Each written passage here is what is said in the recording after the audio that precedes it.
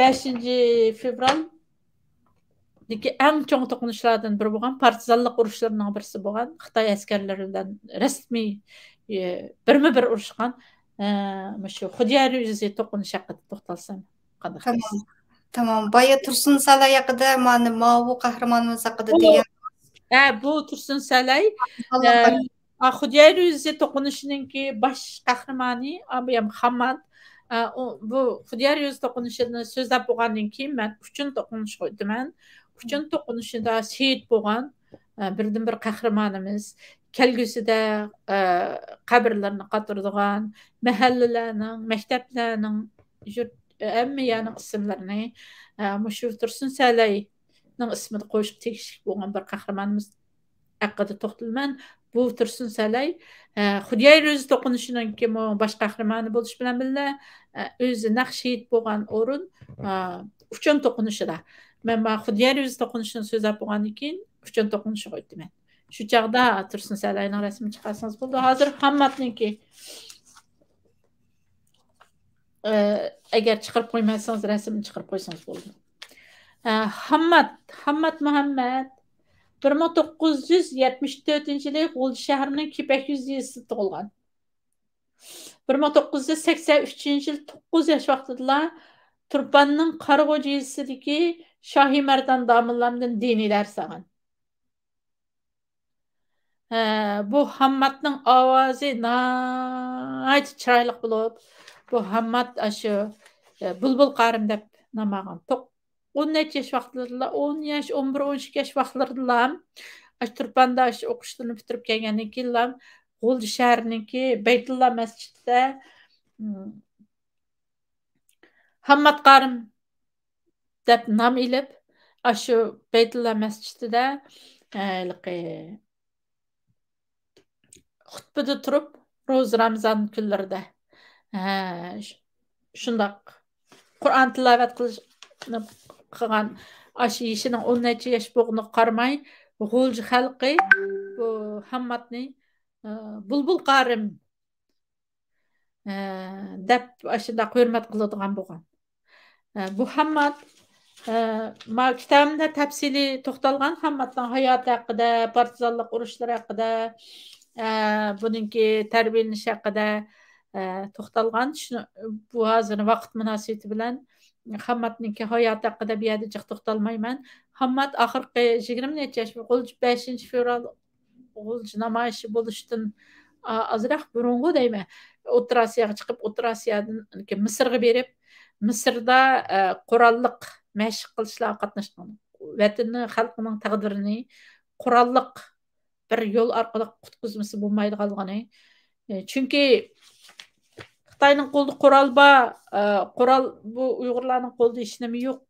Qirib yetib qolganligidan nihoyat o'kingan Hammad shu Misrga berib qurolliq tarbiya olgan. Undan keyin 5 fevral harakati yuz berib, ozroq vaqtdan keyin bu Hammad shu Xitoylarning qo'lida bak qirg'inchilik ip olganligi, nurg'un yoshlarning turmaga so'nib ketganligi, Abduxalil Majidning turmada ekanligi qatorliq ishlardan xabar topgandan keyin o'ziniki 5 nafar sabdishi bilan shu G'o'ljiga kirgan bo'lar, Shangan orqali G'o'ljiga kirgan. Endi bu uchun to'qinishi haqida to'xtalishdan burun yana G'o'ljida yuz bergan nihoyat muhim bir voqea bor. Buni ozroq qisqartirib o'tib ketishga arziydi. 1998-yil 4-oyning 6-kuni Olmutadan G'o'ljiga 2 mashina yukning orasiga yushirilgan qurol yarog' kirgan. Agar shu qurol yarog' kirgandan keyin bu qurol yaroqni topshirib olish uchun Hammad, Hamid Muhammad, Zulfiqar Muhammad va Tursun Salay Zulfiqar Muhammad bilan Hamid Muhammad Akufka bilan shu to'rti shu mashinadagi mollarni topshirib olish uchun chiqqan Qo'rg'osga. Chiqqandan keyin Xitoy bu mashinadagi ko'rinishda jung besilgan bir cho'ng bir Kamaz mashina Onun ichida qurol holatdagi bir mashina shunaqa qurol kirgan. Shularni topshirib berish uchun chiqqan. Lekin bular yerga borgan vaqtida Xitoyninki allaqachon Xitoy Olmutudagi bir josuslar orqali buning qurol ekanligini bilib qolganligi uchun bu mashinaga yomon qattiq tekshirishlarni qilib, oxirida bu qurolning borligini sezib qolgan Xitoy. Shuning bilan darhol u yerdagi shu Hamad qatorliq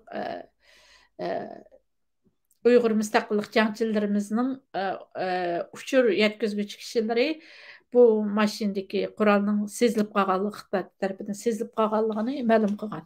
Qilgandan keyin bular darhol boshqa bir mashinani kira qilib, bular g'o'lja qarab qechib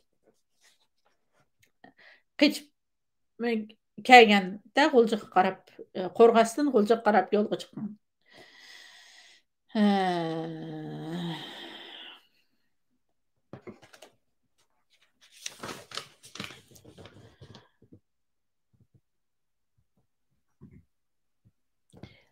Shu zaman yana shu qurolni sezib qolgandan keyin Xitoy Hamad, andan keyin Tursun Salay, Hamid Muhammad, Zulfiqar qatorliqlar to'rtiga tutish buyrug'i chiqargan. Tutish buyrug'i chiqarib, bular tomlarga hamma bularning rasmlarini choplab, kim qayerda ko'rsa darhol soqchiga ma'lum qilish haqida uqtirishlarni chiqarib, bütün mahalla, stolbular, tam-tamlar bularning rasmlari bilan to'lib ketgan.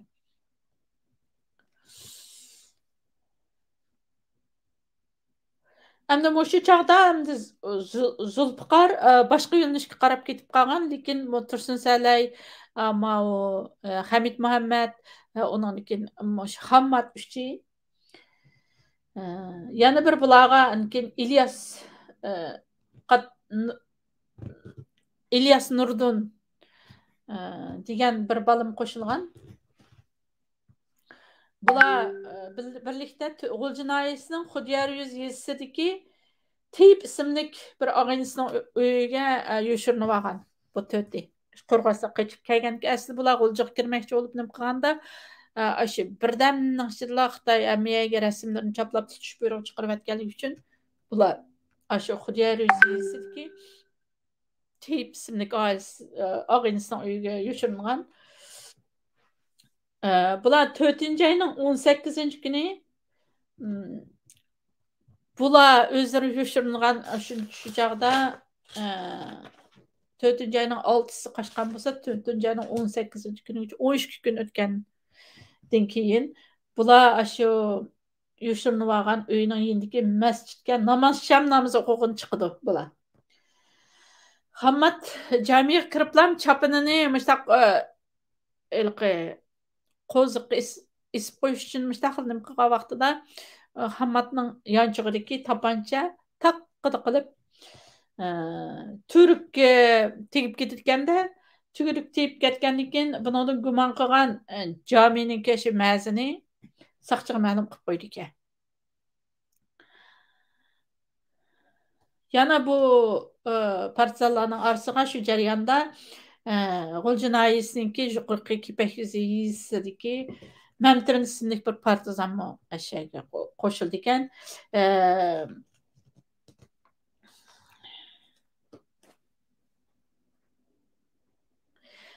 Demak, shu ma'zinninki pash qilib qo'yishi bilan o'zingiz bilsiz, bir yerda tirikkidilan bir ish bo'pti desa, bu yerga bir soqchi kelmaydi-ku, 50dan yoki 100 kuchlik, 50-100 kuchlik ashuna mashin askarlar kelib bu uyning atrofini qurshib olgan. Shu qurshashda shu qo'rshash jarayonida bular qattiq etishgan Xitoy askarlari bilan bu haqda Xitoyninki matbuotlarida bergan videolik eslimalarimi bor. U to'qinishda shuning bilan u to'qinishga Xitoyninki ili oblastlik zo'ravonlikning oldini olish atirti deydigan alayda tarbiyalangan askarlardan tashkillangan bir guruhga undan keyin shu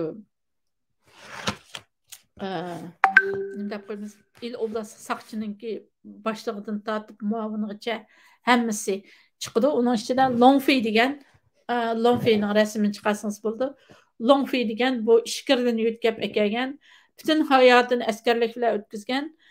Shu Xitoy shu bu ishkirdan alayda 5-fevral g'ulji inqilobi mezgilda yo'tkab kelingan askar. Bu butun hayoti shu zamonaviy harbiy texnikalar bilan askarlik bilan o'tgan nayt ilg'or avtomatlarga ega bir qo'shin bo'lib, bu uyni ichiga yoshirinib olgan Tursun Sallay, Hamid Muhammad, Hammad qatorliqlar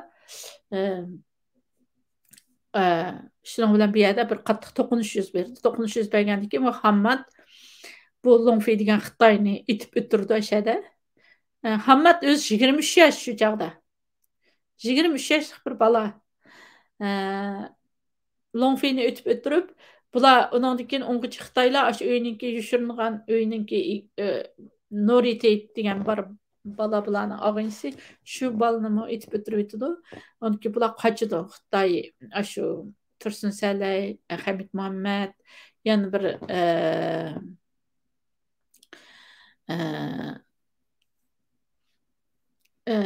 Hammad yana bir ikki og'insi bor. Mana shu kitobni tafsili olgandim, hozir esimni chiqib qolibdi. Qashqa vaqtida Tursun Sallay bu Longfeyninki, u Longfey o'lgandan keyin butun Xitoyning askarlari u qochib ketdi. U Xudyar yuzininki mahallalarininki yo'llari bek tor bo'lgandan keyin bularninki harbiy mashinalari kirolmay, cho'ng azroq cho'ng yo'llardagi to'qmishlarni to'xtatib qo'yib, bular bu Qur'on qo'rshash uchun kirganlik uchun u Longfeyning aytilgan vaqtida bu oblast saqchidan kelgan boshlig'idan tortib butun askarlari qochib ketdi nimda. Shu Longfeyning o'ligi yashada qoladi. Bu Longfeyninki nayti avtomat ilg'or bir avtomat ekan, shu avtomatini nima asirga oldi. Tursun Sallay ta'sirga ilib bular qochib tamg'i shundoq yamashqa vaqtida orqadan yana yetib kelgan boshqa Xitoyning askarlari o'q chiqarish bilan sahar vaqti soat 4gacha itish jarayonida tong saharda Hammad shu shahid bo'ldi. Hammad shu chog'da 23 yosh shunaqdi. Shuning bilan Hammad bizga qanday bir mesajlarni qoldirib ketdi. 23 yillik hayoti buningki Hammadning butunlay vatan millat uchun izlanish, harakat qilish, yo'l izlash bilan o'tdi. Ammo shu Xitoyning eng oliy darajalik tarbiyalangan ili oblastlik zo'ravonlikni oldini olish atriti, ili oblastlik olayda qurolliq atritining boshlig'i bo'lgan Longfei degan Xitoyni itib o'tirib, butun Xitoy askarlarini terib beran qilib 23 yillik hayotini oxirlashtirdi. Demak, Hammad bizga sizlar harigiz qo'rqmanglar Uyg'ur xalqi. Bizni kambovatqini faqatla bir qurol. Agar Uyg'ur xalqining qo'liga bir kunlarda bir qurol tushib qolgan bo'lsa, Xitoy qanchalik kuchli avtomatlar bilan qurollangan, qanchalik kuchli harbiy ta'lim tarbiyalarni olgan bo'lishidan qat'iy nazar, bizdagi xalqimiz bergan ruh va jasorat mushu zaminning Uyg'urning zamini ekanligidan iborat bir xil faxrlanish tuyg'usi bergan jasorat bilan biz Xitoyni hamon bir kuni vatnimizdan qo'g'lab chiqarmaymiz. Uyg'urning qo'liga hamon bir kuni bir qurol tushdi. Qurol tushib qolgan vaqt qanday bo'ldi bularning taqdiri? Degan bir umid, bir jasoratni xalqimizga berib shehid bo'lib ketdi. Xudyar yuzi to'qinishi shundoq to'qinishlarning biri. Endi bu Xudyar yuzi to'qinishidan qochib chiqqan Tursun Sallay, Xalmurod Hamid Muhammad va boshqa ularning sabdoshlarining taqdiri qanday bo'ldi? Bu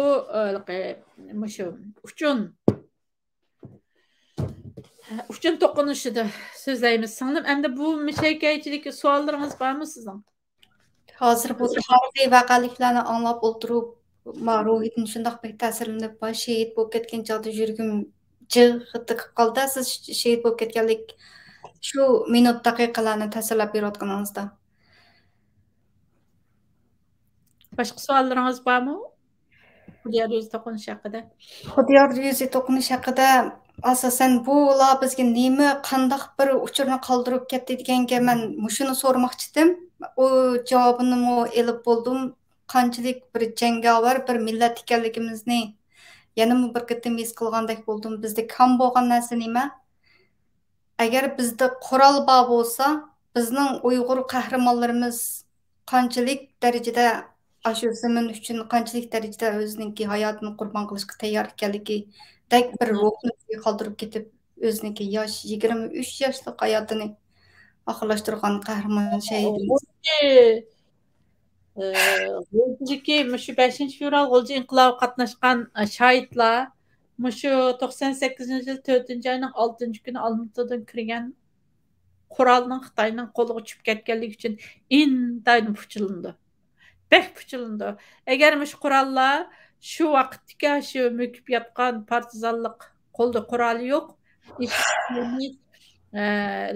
mökib yotgan partizanlarning qo'liga tekkan bo'lsa, ular baribir o'lib ketamiz deb o'zini o'lib ketadiganligini bilgan, ammo nurg'un Xitoy askari, Xitoy saqchisining Xitoy Uyg'urlarga intayin ig'ir zulmlarni qilgan, intayin ig'ir